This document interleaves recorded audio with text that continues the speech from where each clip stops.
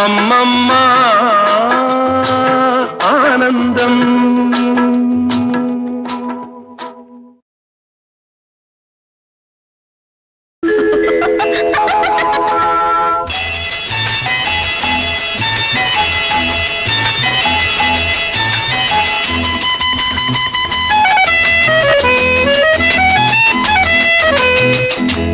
என் கண்மணி காதலி இடமாங்கனி உன்னை பார்த்ததும் சிரிக்கின்றதே சிரிக்கின்றதே.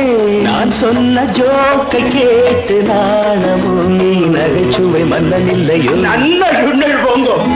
என் மன்